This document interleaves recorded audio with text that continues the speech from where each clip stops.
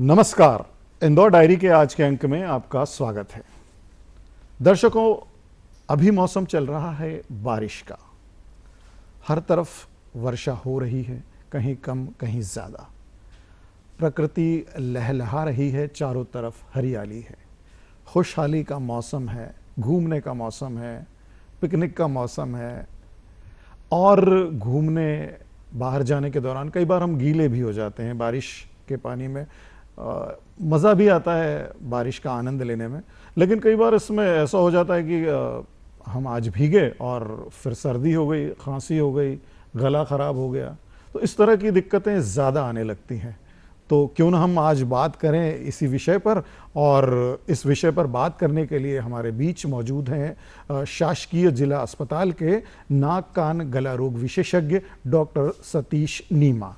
Doctor साहब, studio में आपका स्वागत है। नमस्कार। नमस्कार। डॉक्टर साहब, ये बताएं कि वर्षाकालीन दौर में किस तरह की ज़्यादा परेशानियां देखने में आती हैं? सर, वर्षा काल में मौसम परिवर्तन की वजह से जी। एक तो एलर्जी प्रॉब्लम सबसे ज़्यादा होती है। अच्छा। दूसरा वायरल इन्फेक्शन ज़्यादा होता है। जी जी। तो एलर्जी से रिलेटेड जैसे नाक कान गले में आपको सर्दी प्रॉब्लम, छींके आना, जी। आँखों में खुजली होना, नेजल ब्लॉकेज होना, ये मोस्ट कॉमन प्रॉब्लम है जो एलर्जी की वजह से होती है। दूसरा गले में दर्द होना, बॉडी एक होना, मसल्स पेन होना, क्योंकि वायरल इन्फेक्शन होगा तो मसल्स पेन, फीवर भी आएगा, हल्का फीवर रहेगा इसमें। तो वायरल भी एक्टिवेट रहता है। और दूसरा मौसम में एलर्जन ज़्यादा पॉलेंस रहते हैं। जी। तो उसकी वजह से एलर्जी सिम्टम्स भी उत्पन्न होते हैं। जी। तो दोनों मोस्ट ज़्यादा कॉमन है कि आपको एलर्जी भी हो सकती है या फिर वायरल इन्फेक्शन।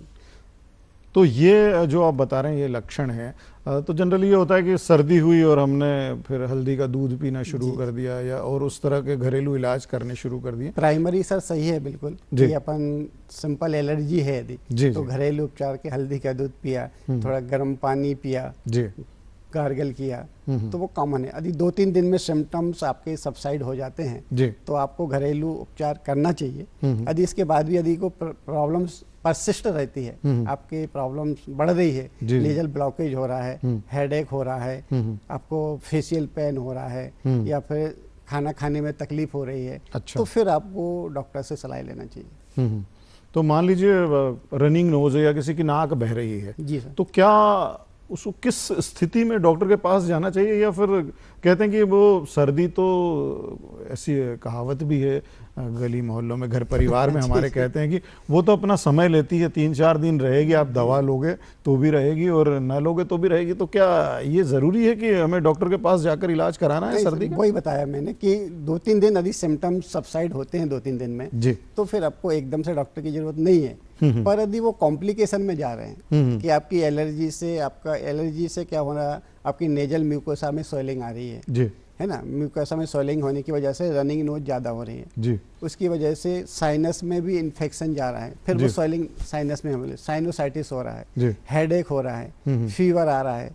तो ऐसी कंडीशन यदि आपकी 2-3 दिन के बाद बढ़ रही है तो फिर आपको डॉक्टर से सलाह लेना चाहिए। तो ये जो बढ़ना होता है सर्दी का, ये किस कारण से हो जाता है? जैसे आपने साइनोसाइटिस के बारे में बताया, तो क्या होता है ये? जी, साइनोसाइटिस में क्या होता है, जैसे नेजल शुरुआत तो राइनाइटिस से ही होती है, मतलब आपको सर्दी होगी पहले, नेजल म्यूकोसा नाक में स्वेलिंग बोलेंगे उसको हिंदी भाषा में कि स्वेलिंग आ रही, जिसकी वजह से सिक्रीशन आ रहा है।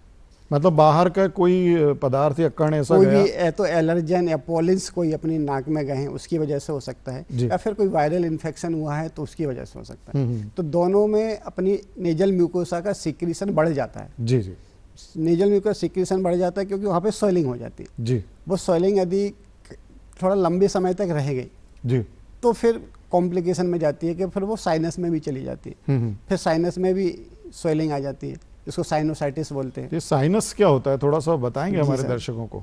साइनस मतलब नेजल के अंदर जो एक ईयर पार्ट रहते हैं, मतलब मेरी नाक नेजल है को अगर बताना चाहें, नाक है ये नेजल म्यूकोसा, नेजल है यहाँ पे, इससे पास यहाँ मैक्सिलरी साइनस है। अच्छा। इसके ऊपर साइड फ्रंटल साइनस है, इसके अंदर साइड एथमॉइड साइनस है। अच्छा। उसके अंदर स्फेनॉइड साइनस है। तो साइनस एक प्रकार से अपने बॉडी फेशियल पार्ट में वेंटिलेशन का काम करते हैं। अच्छा। अपने फेस को, ब्रेन को एयर जाने का काम करते हैं। तो वो पैसेज एकदम खुला होना चाहिए, नॉर्मल होना चाहिए, ताकि अपना वेंटिलेशन बराबर बना रहे, नोच के थ्रू अपना फेस का, ब्रेन का वेंटिलेशन बना रहे। अब यदि उसमें स्वेलिंग आ जाती है, अच्छा, तो फिर वो पैसेज ब्लॉक होता है, ब्लॉक हो जाता है, तो फिर वहाँ पे ब्लॉक होगा, सबसे पहले वही पेन होगा, सांस लेने में दिक्कत होगी, नाक बंद रहेगी, आपको सोते समय नाक बंद रह रही है जी, इस टाइप की प्रॉब्लम होगी, तो उसको साइनोसाइटिस बोल देते हैं। कई बार सर दर्द भी होने लगता है, और स्पेशली यहाँ पर ये तो साइनस अलग अलग जगह पे हैं, जैसे जो फेस पे साइनस है वो मैक्सिलरी साइनस बोलते हैं, तो यदि उसमें स्वेलिंग आ गई तो आपको फेस में दर्द होगा।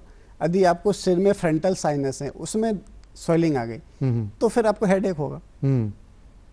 तो वही कॉम्प्लिकेशन मैंने बताया कि यदि मान लो आपका एलर्जी ज़्यादा समय तक बनी है, सर्दी ज़्यादा समय तक है, स्वेलिंग आपकी साइनस तक में चली गई, तो साइनोसाइटिस, अब साइनोसाइटिस फ्रंटल साइनोसाइटिस हो गया तो आपको हेडेक बना रहेगा। आपको यदि मैक्सिलरी साइनोसाइटिस है, एथमॉइड साइनोसाइटिस है, तो फिर आपको फेस में दर्द होना, मतलब फेशियल पेन रहेगा। ऐसी जन धारणा है कि एक बार अगर ये समस्या होने लगती है तो बार बार साइनस की प्रॉब्लम होती है। वो इसलिए सर एलर्जी की वजह से होती है, एलर्जी के कारण है sir, allergic rhinitis, allergic sinusitis बोलते हैं उसको। यदि क्योंकि एलर्जी ऐसी प्रॉब्लम है कि आप किसी भी चीज़ से हो सकती है, धूल से भी एलर्जी हो सकती है, डस्ट से एलर्जी हो सकती है, पोलन से एलर्जी होती है, आपने जैसे जानवर पाल रखे हैं उनके बाल, हेयर से भी एलर्जी हो जाती है, पेड़ पौधे से भी एलर्जी हो जाती है, छींकें आने लगती हैं लोगों को एक माहौल से दूसरे माहौल में जाते ही, या किसी को तो ऐसा होता है कि फैन चल रहा है और फैन के नीचे लेटा है, उससे भी एलर्जी तो सर्दी खांसी शुरू हो जाएगी, हवा से भी एलर्जी रह सकती है किसी। तो ये तो बहुत ही एक बड़ी समस्या हो जाती है।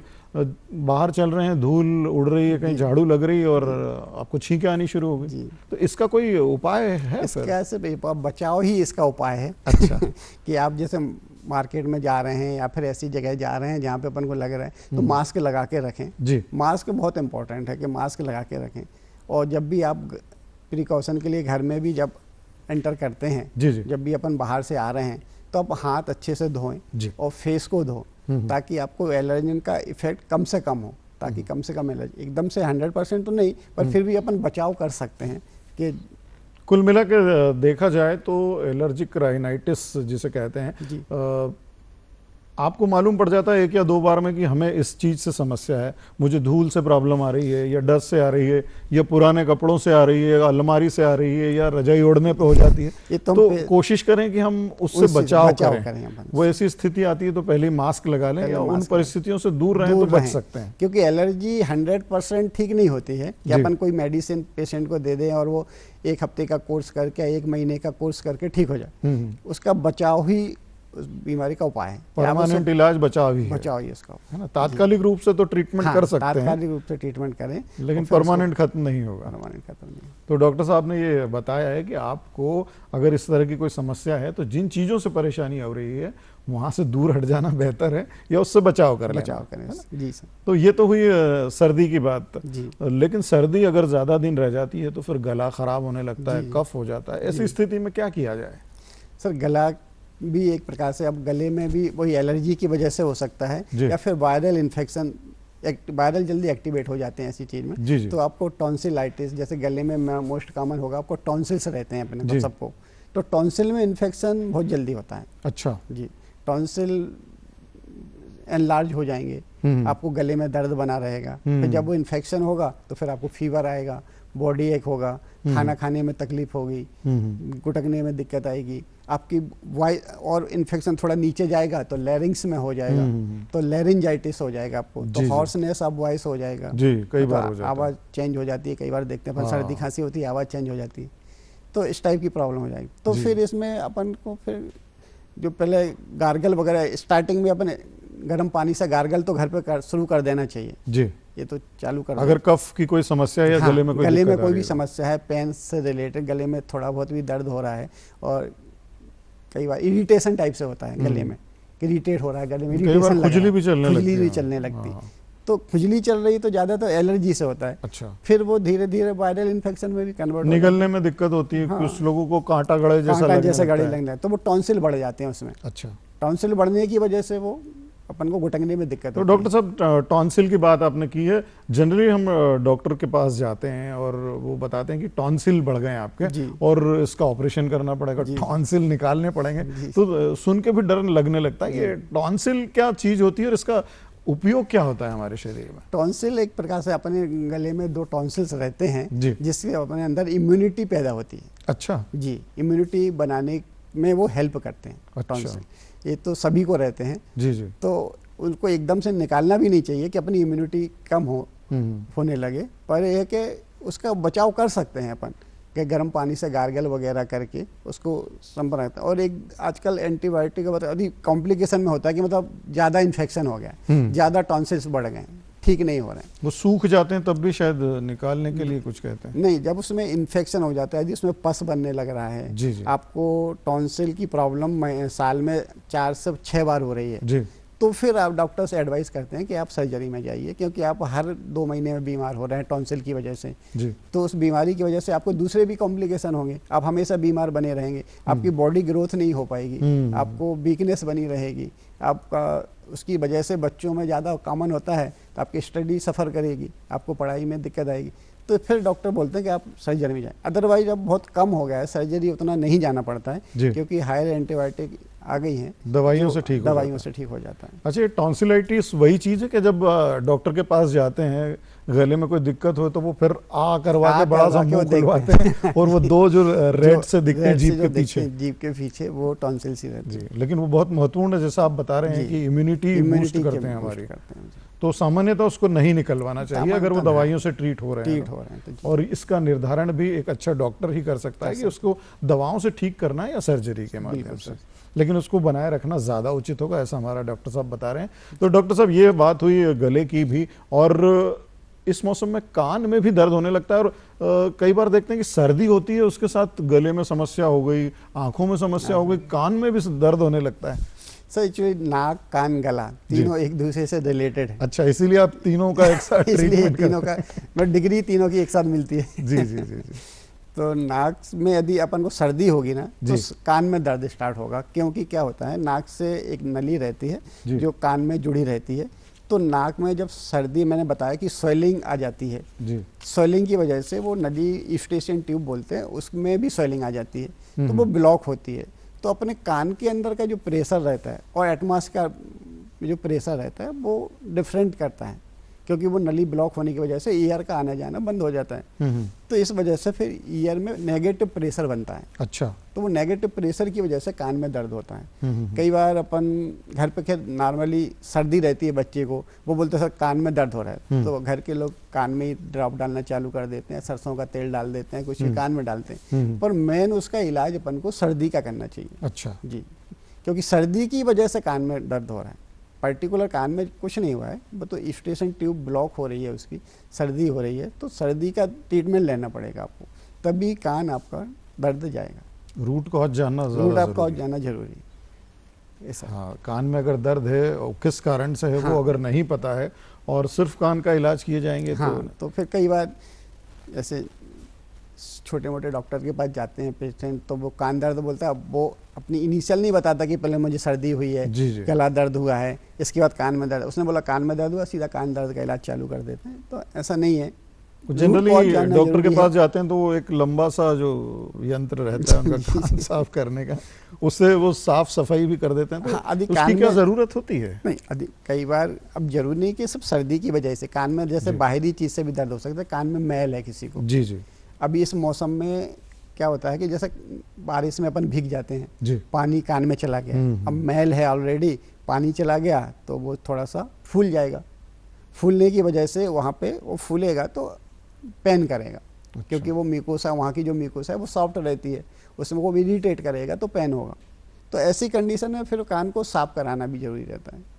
और डॉक्टर साहब, जैसा कि हम देखते हैं जनसामान्य में भी देखते हैं आसपास में हमारे कि कुछ लोग कान खुजाते ही रहते हैं। सर वो गलत है। कहीं कोई काड़ी मिल गई तो डाल ली, आलपिन मिल गई वो खुजा रहे हैं, खुजाते रहते, कहीं उंगली से खुजा रहे हैं। तो ये क्या कुछ इरिटेशन होता है, क्या आदत पड़ जाती है? वहाँ की जो म्यूकोसा रहती है सर वो बहुत सॉफ्ट रहती है ईयर की। अच्छा। तो यदि अपन उसको बार बार करते हैं तो एक फिर वो हैबिट्स हो जाती है। अच्छा। हैबिट में परिवर्तन हो जाता है। जैसे कई लोगों को और चीज़ हैबिट रहती है स्मोकिंग की है, अपनी आप इच्छा हो जाती है कि हमें टाइम हो गया हमारा, हमें लेना है। तो इसी प्रकार से अभी उसका कान को अपन खुजाएंगे बार बार, तो वो अपने आप आपको बोलेगा कि उसको खुजाओ, ईचिंग करो उसको। तो वो उससे क्या होता है फिर अभी इस मौसम में ज़्यादा दिक्कत करता है, क्योंकि एक तो इन्फेक्शन होने का डर होता है, क्योंकि म्यूकोसा बहुत सॉफ्ट है, आपने उसको इरिटेट किया तो एक प्रकार से वहाँ पे घाव हो जाएगा। घाव हो जाएगा तो फिर पानी जाएगा उसमें, तो फिर वो वहाँ पे इन्फेक्शन बन जाएगा, पस भी बन जाएगा, तो फिर वहाँ से डिस्चार्ज होने लगेगा, दर्द भी काफ़ी दिन लगेगा। तो फिर ऐसे में फिर आपको डॉक्टर्स को दिखाना पड़ेगा। फंगल इन्फेक्शन के भी चांस बढ़ जाते हैं उस समय, फंगल इन्फेक्शन हो जाएगा। तो मैं तो ये बोलूँगा कि कान को तो अपन खुद से इरिटेट वो नहीं करना चाहिए, खुजाना नहीं चाहिए यार, आपको कोई भी कुछ डालना नहीं, हाँ ऑब्जेक्ट, कोई भी ऑब्जेक्ट कान में नहीं डालना चाहिए। कान में यदि आपको कुछ प्रॉब्लम हो रही है तो फिर आप डॉक्टर से सलाह जरूर लें, अपने खुद से ना करें, अदरवाइज आप उसको बढ़ा देंगे, प्रॉब्लम को बढ़ा देंगे। जी।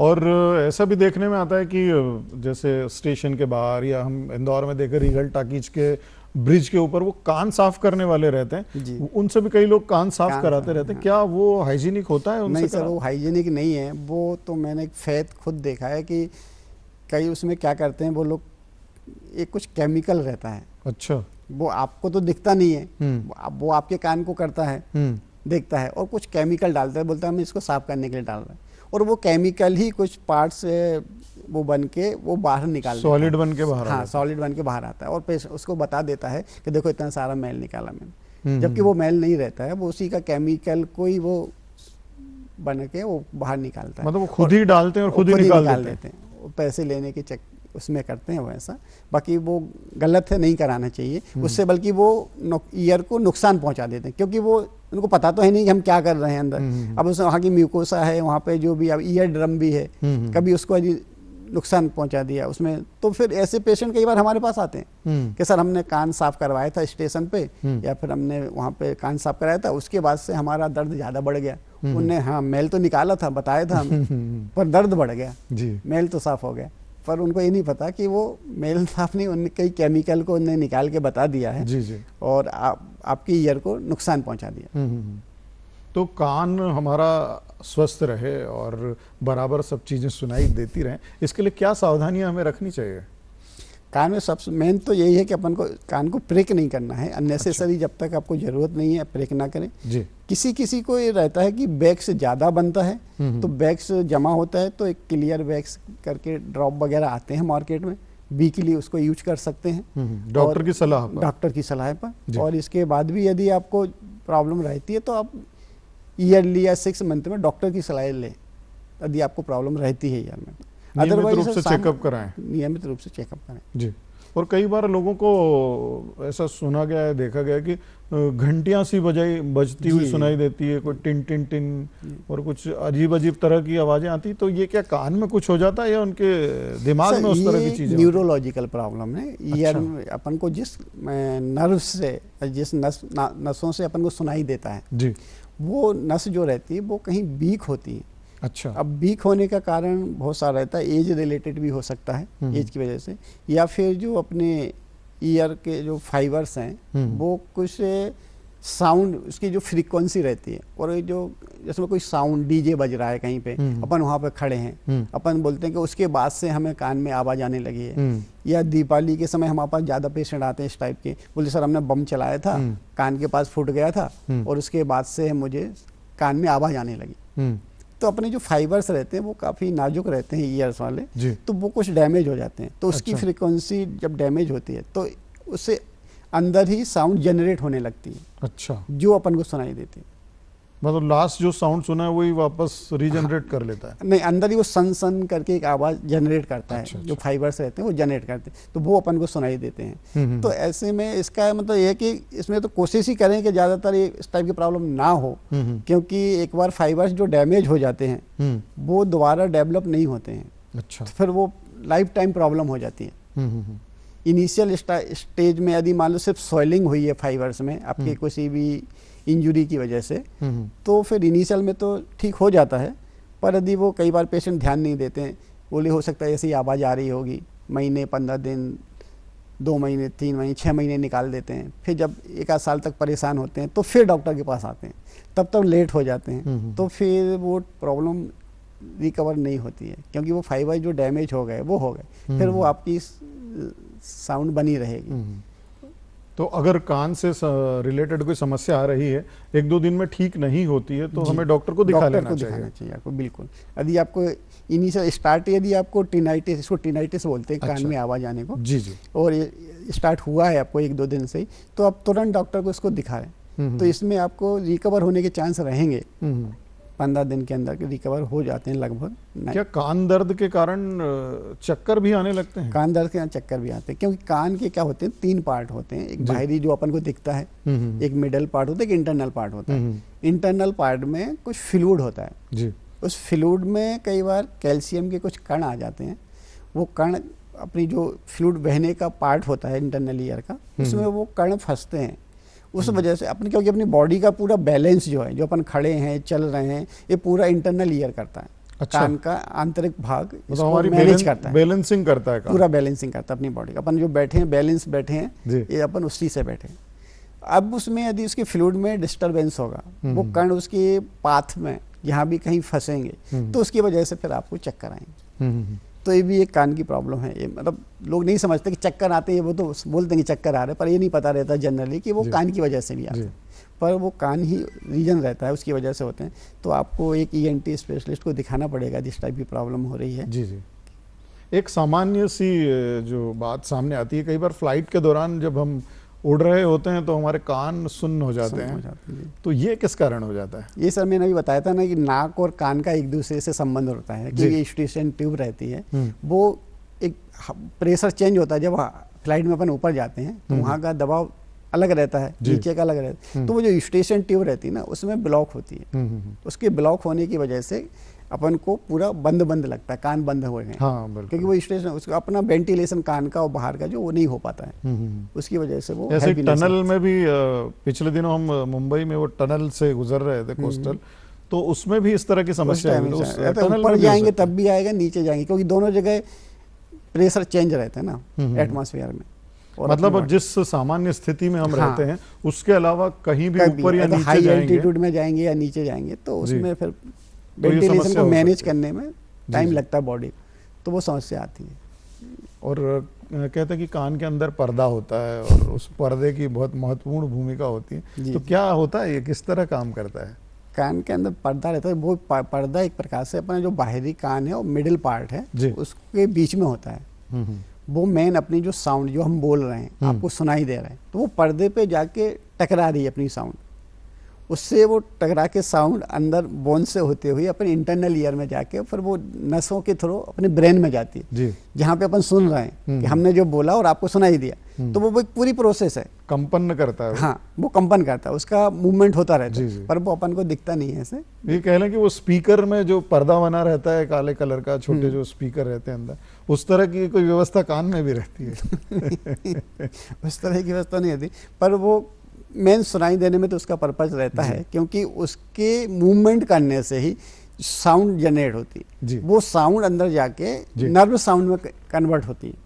तो ये जो कान साफ करते हैं और हम लोग कभी आलपिन डाल ली, कभी काड़ी से खुजा लिया, इससे वो पर्दा भी डैमेज हो सकता है? डैमेज यदि बहुत, क्योंकि वो काफी अंदर रहता है, यदि आपने थोड़ा ज्यादा अंदर कर लिया तो वो पर्दा डैमेज हो सकता है। जी। बाहर तो ठीक है, पर कई बार गलती हो जाती है। अब मान लो अपन खुजा रहे, किसी का आपको हाथ लग गया, वो और अंदर चला गया, तो वो पर्दे को भी डैमेज कर सकता है। तो एक बार अगर पर्दा डैमेज हो गया तो क्या वो ठीक हो सकता है? हाँ सर, फिर सर्जरी में जाना पड़ता है। अच्छा, सर्जरी के थ्रू फिर उसको ठीक करना पड़ता है, सर्जरी के माध्यम से। जी।